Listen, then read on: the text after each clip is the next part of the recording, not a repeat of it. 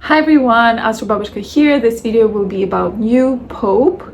I'm gonna analyze his inauguration chart, his birth chart, possible past life analysis also will be here. So if you're interested, please keep watching. Stars align and planets glow. Mystic secrets will. Hi, and this video is about new Pope Leo. His natal chart, his the chart when he just came out on the balcony, and inauguration chart. What it can tells us regarding his past life, regarding his personality, his character, and what his rulership can bring. So this will be my podcast number 2.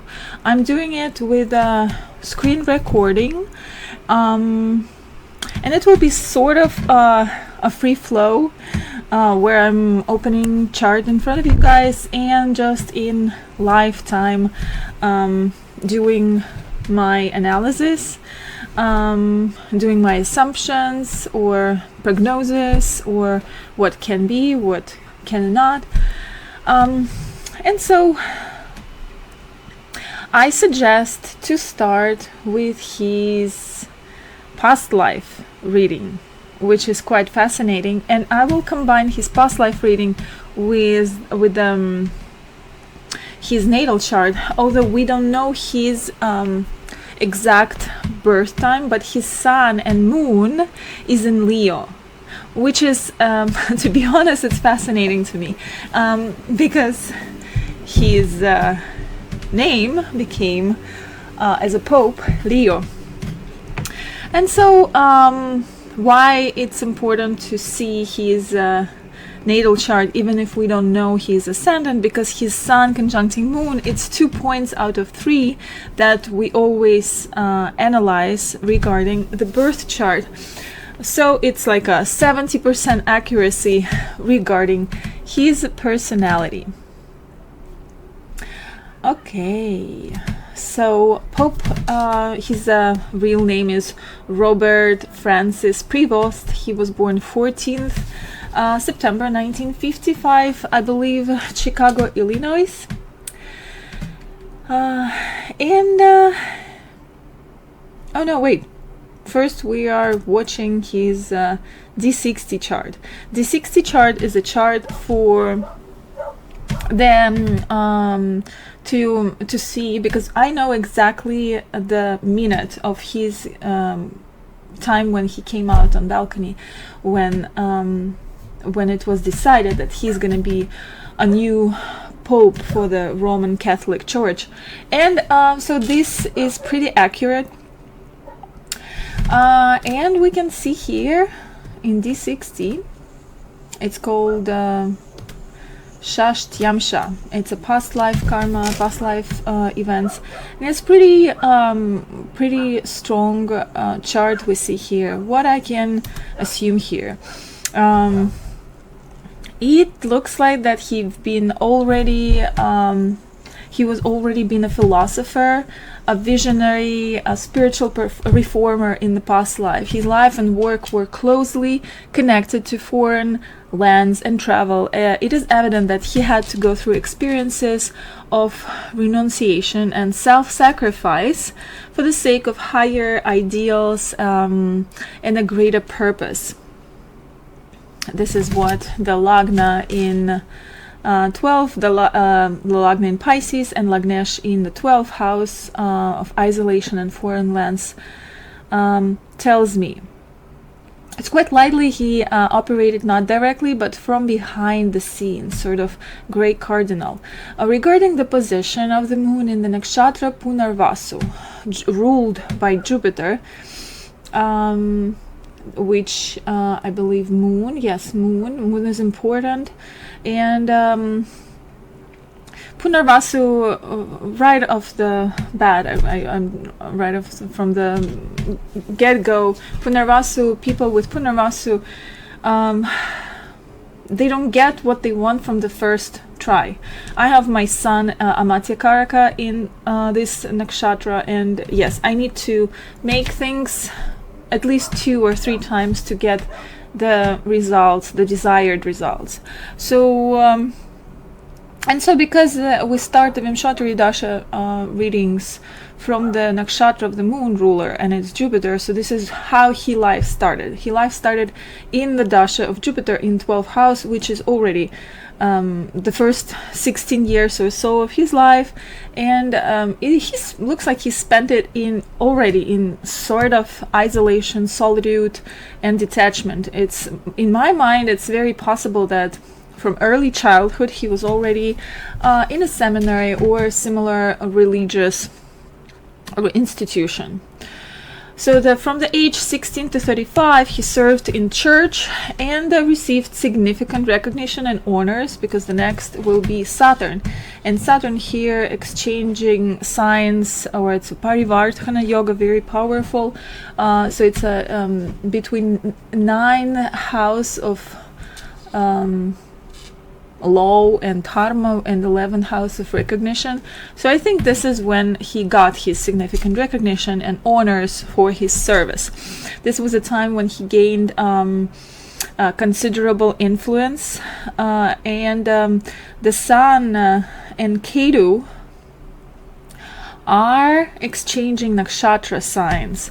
So it's further intensifying this effect. The person likely acquired great wealth, or he was born already to the wealthy family. Ketu possibly indicates that these merits and good karma also stemmed from past lives. However, Ketu also implies necessary sacrifices for higher goals.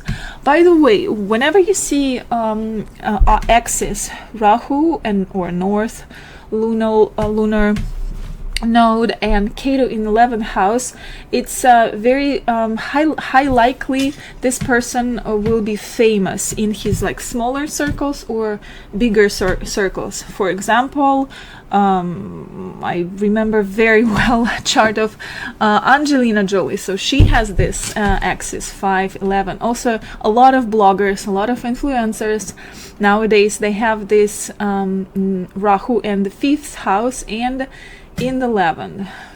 So most likely he was quite popular.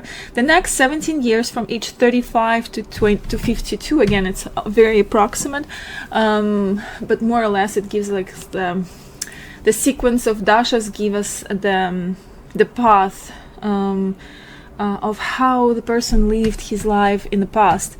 And so I guess that was the culmination of his career, because it was a Mahadasha of Mercury exalted, beautiful position here, very strong yoga, with the sun in the 2nd house.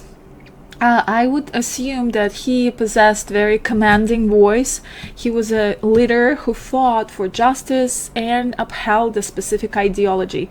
His mission was to enforce moral or legal order through speech, teaching, and the power of the word. The moon in the 4th house here, in a position with Venus, they're like in the same degree. It's like a very strong opposition here.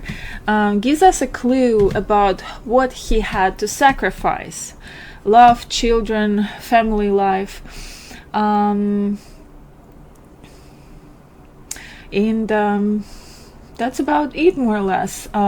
Unfortunately, we don't have exact birth time of his chart, as I already mentioned, so I put just the chart from starting from Leo, where sun and moon is conjuncting each other, and we can see here the Mars making from the moon sign and from the sun sign beautiful yoga karaka, very strong one, and it's not combusted by sun, so it's very strong Mars, very his action are in harmony with his with his thought, with his like overall it's very harmonic situation here. What I don't like here is there's a Kala Sarpa Yoga. What we call is that between Rahu and Ketu there is no other planet. Some, so depending on which dasha he was living, so I would assume that first part of his life, like till 3 years old, probably was, or he was very very sick. Maybe it was like some disease that just couldn't go away. This is something that needs to be researched. I'm quite interested in this position. And so yes, so just briefly, we have Saturn in exaltation, Mercury exalted, Sun in his own sign, Mars strong because it's Yoga Karaka, Jupiter exalted. So all those planets that I mentioned, they're all exalted. It's very strong chart. Multiple yogas here. I'm not gonna stay very long in this chart, but just remember the combination of Mars, Sun and Moon, and I believe we're gonna see it somewhere in other chart. So as we can see here, as you can see here, I have two charts. One chart is when he just got out of the balcony, when he've been voted in and he sort of won the prize, and the other chart is inauguration from yesterday, because today is 19th May and the official inauguration was yesterday, and the moment, like I fixated the moment when it was the exact time of when they just put like this how you call it, it's like a scarf with like special pin and like some roses there. To be honest, I'm not a religious person. I'm not even Catholic, and I consider myself a multi-religious person. I accept all religions. I like them all, and I believe that it's all rivers that go into the same ocean, which is a God. But I respect each and every one of them.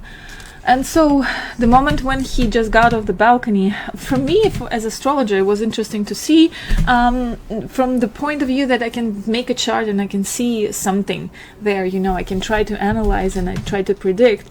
But even me, I got my eyes got all teared up, and it's quite powerful.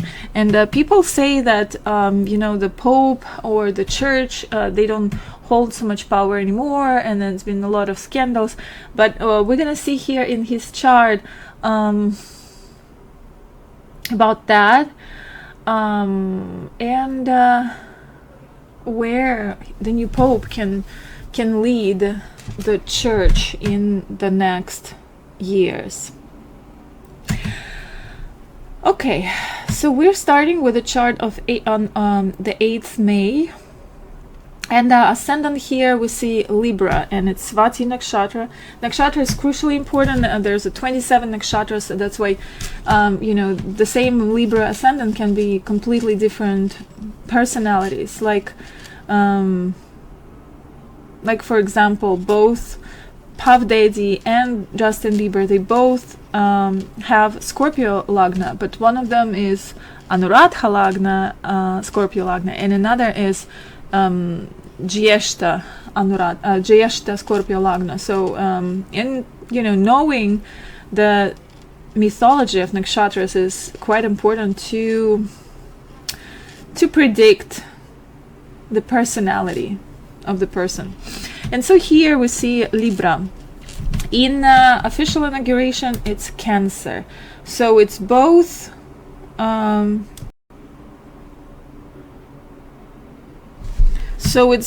movable signs, right? They're not fixated. And I would say this placement symbolizes or emphasizes themes of a balance, diplomacy, and independence. Swati is known for its association with movement and transformation, and the same as Cancer. It's a very movable sign. So I would say that most likely the first and foremost, the rulership will be not stagnant. It will be constantly moving, evolving, changing, transforming.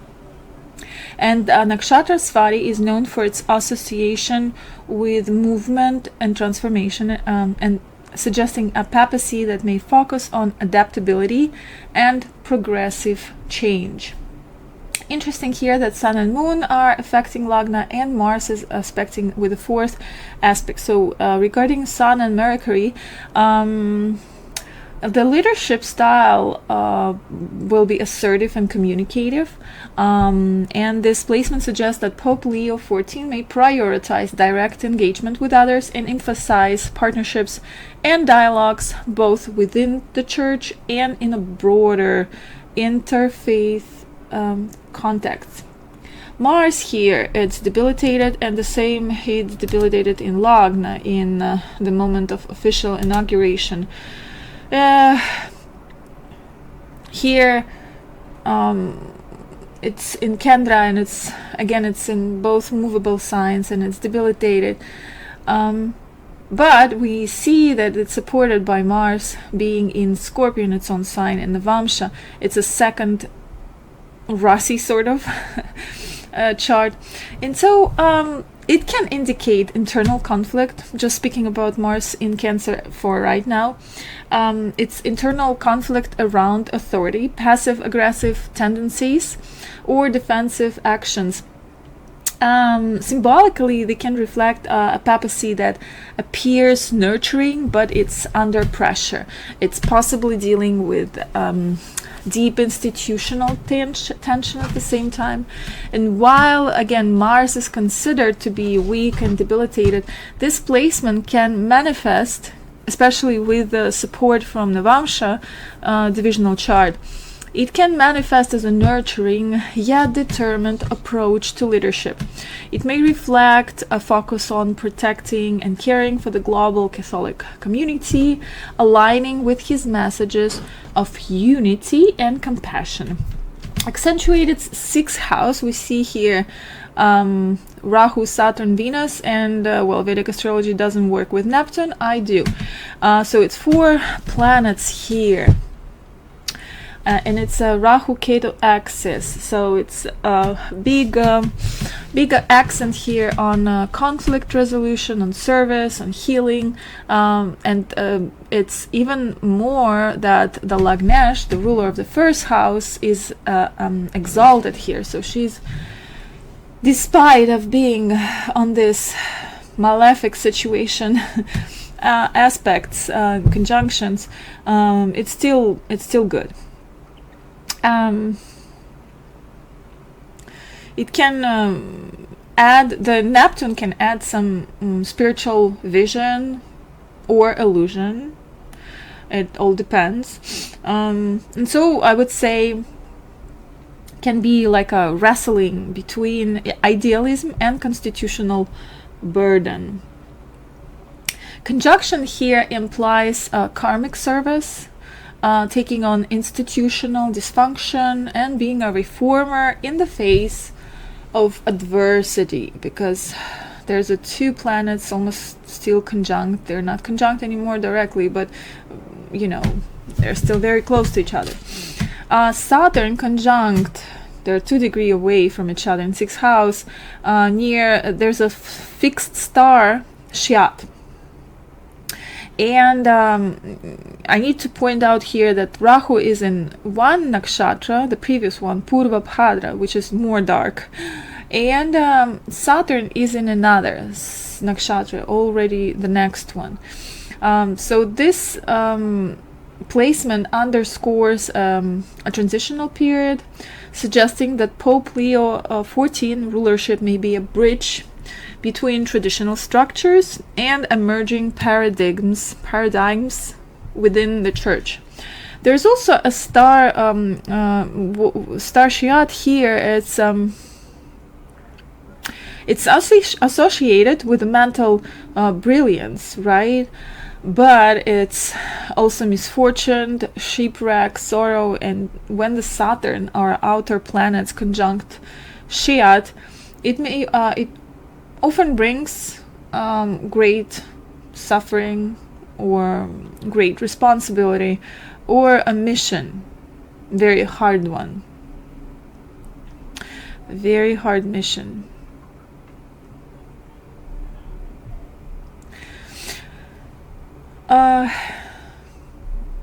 Mars, again, here I forgot to mention that this Mars can bring rhetoric on his policy regarding traditional approach in family building institute or marriage can be quite traditional. So we will see how it goes. But I would say, considering that he's from Chicago, he may be pushed, or maybe it will be his own agenda to push the rhetoric on keeping the traditional approach in family building institute.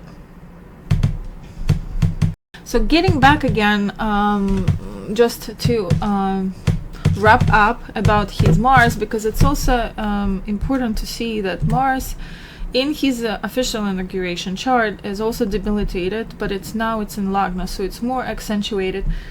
And it's, to be honest, it's less supported here, even though it's with the Lagna still. But I would say in this chart it's more pronounced that here he might get, like, the leadership of the church might get emotionally burdened, vulnerable in authority, struggling with overt reaction and public conflict. And at a deeper level, Mars will be here a strategic, enduring and transformative,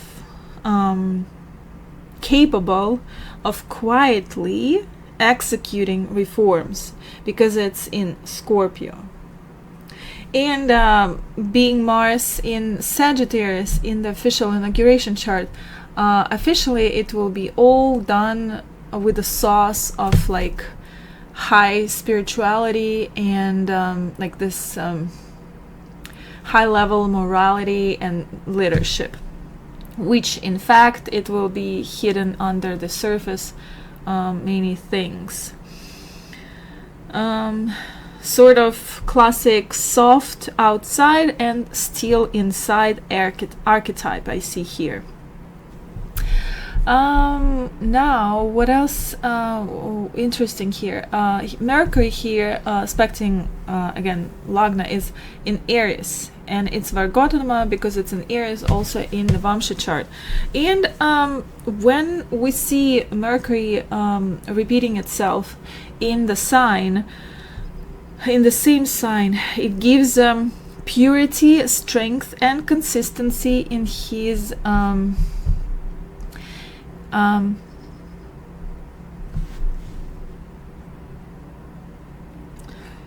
speech. So he's a exceptionally assertive communicator. And do you remember, by the way, that in the inauguration in the D60 chart, in past life he was also very strong with his words. Now he took this from his past life, and now it's also connecting directly with the speech.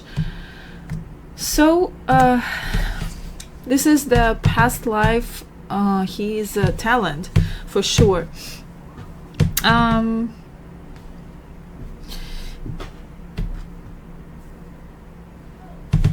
So overall,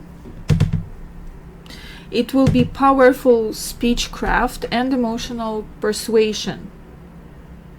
Soul level drive to defend weak, challenge the unjust, and speak uncomfortable truths. likely to be a vocal reformer, capable of shaping public opinion through clear, impactful language. Okay, so let's get to his chart here now.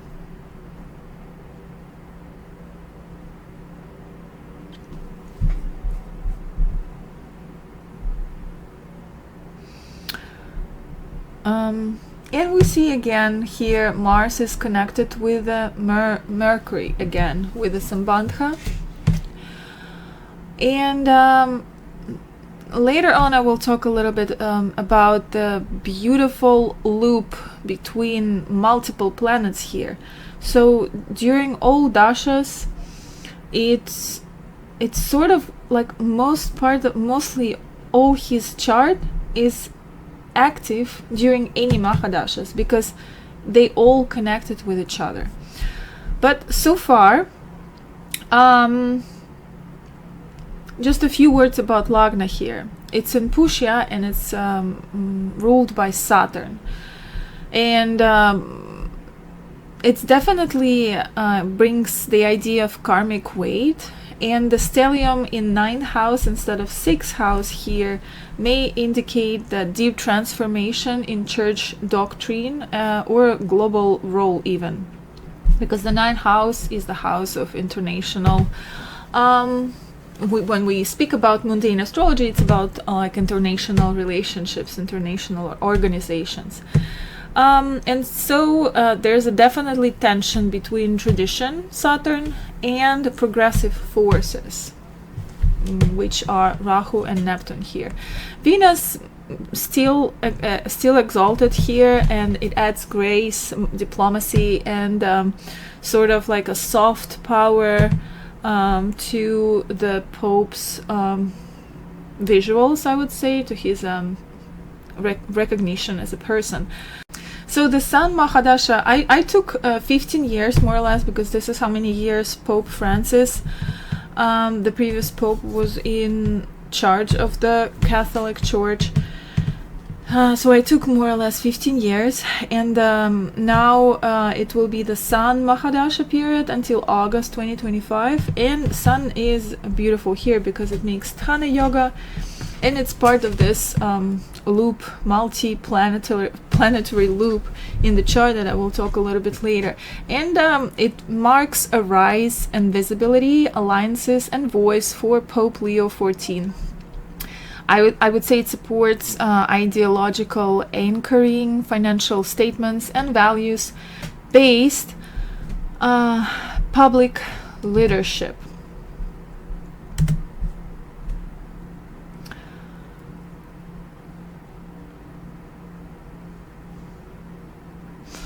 Next Mahadasha will be Moon, and it will be until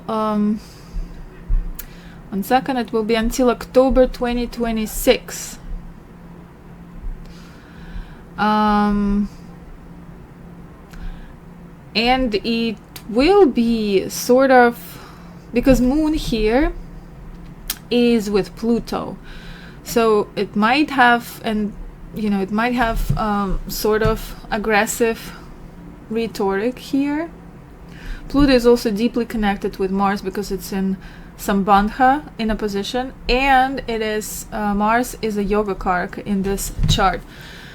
And the star Altair, again, I'm keep seeing the star everywhere in the charts. It's a star of USA. It's an eagle star. So there's deep transformation, hidden power. Well, hidden power coming from Altair, I would say. Overall, there will be bold moves and rising above danger. In myth, Altair, the star Altair, represents Zeus' eagle and the one who carries divine messages. So a lot of important messages will be made in this period, and this period could make him a symbol of like spiritual authority or deliverer of uncomfortable truths. Moon conjuncting with Pluto, definitely emotional intensity, very intense period. It could mark the turning point in the papacy, can be transformation, significant shift in a leadership structure of the church.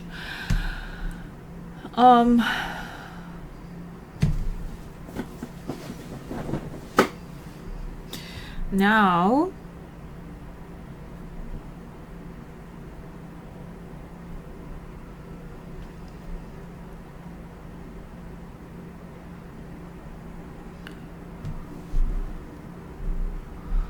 so to wrap up, this year from 2025, from the fall 2025 to the fall 2026, can be restructuring of church administration with stricter or more pragmatic approaches, possible withdrawal from public appearance, just because it's affected by Pluto. But I think it will be more aggressive rhetoric, more like pushing peace, but supporting war. He can become more like a father figure or moral guardian amid global moral chaos. Increased focus on justice, moral courage, or institutional healing.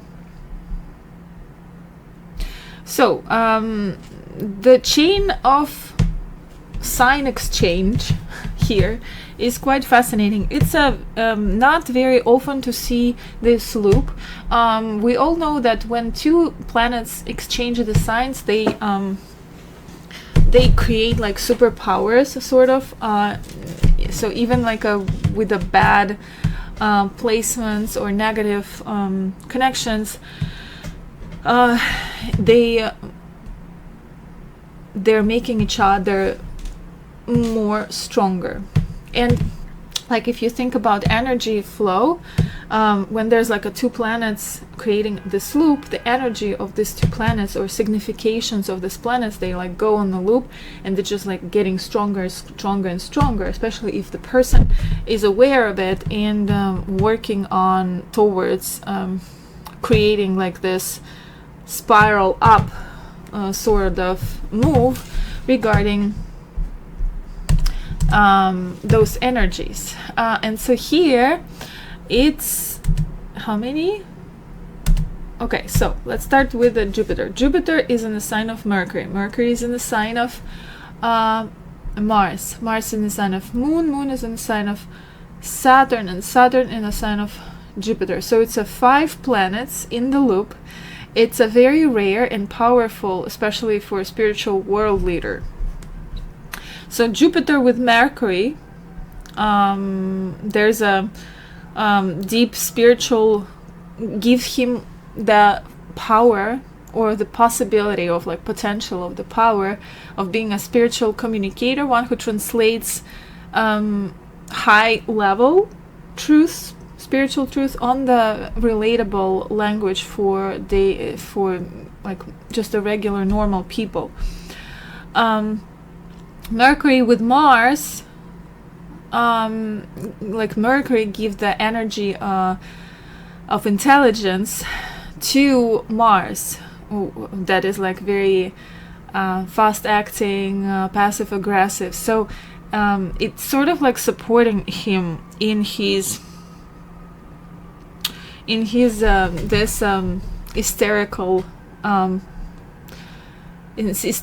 voice.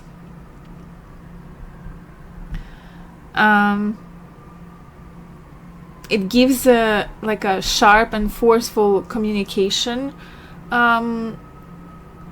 style, ideas with impact, and words might be as a weapons.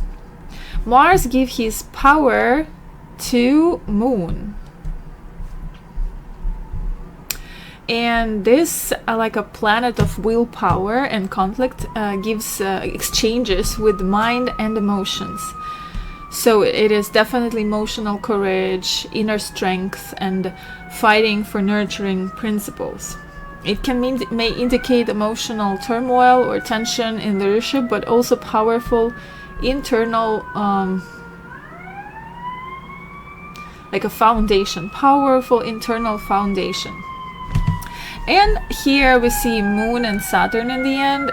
It's like a... Whenever we see... Oh, sorry.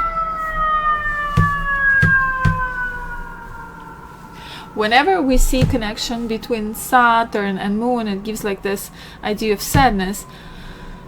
Plus, Moon here is a very disciplinarian sort of. But I think here it's sort of like cooling down Mars specifically. It helps to cool down all this like hysterical emotions and act with cold head. And the Saturn here is exchanging with Jupiter, and it's a classic guru shishya or teacher-student yoga. It's a wisdom through structure, spirituality through responsibility. Very good support, and especially everything that regarding the religious mission, it gives like this glue and support.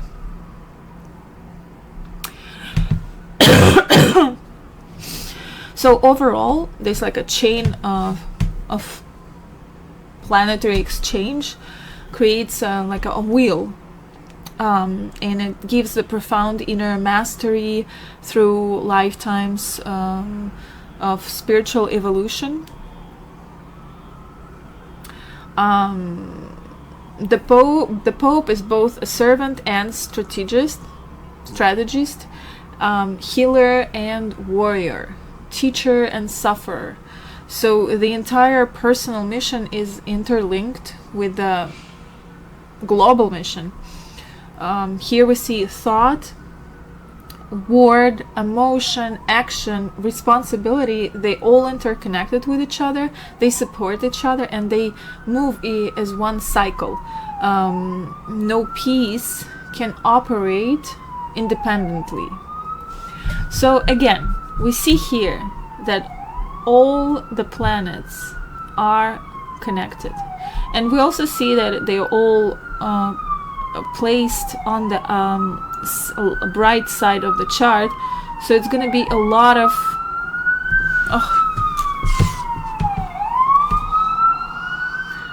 so it's going to be a lot. So we're going to see Pope a lot and hear him a lot, and it will be a lot of messages sent in media from him. What I also need to say here that I didn't mention is that his Mars in both, when he went out of the balcony in D4 chart, it's exalted here and it's exalted here. This is not the normal thing because in both charts we can see that the question of land that church possess, the question of hearts and minds that Catholic church possess will increase during his papacy, right, or rulership of Catholic Church. So this is something to very exciting for it's an exciting time for Catholic Church, because I would say we might see a rise of it on the global level. Okay, so it's already been too long, and I hope you like this format. and I will see you in the next podcast. Bye.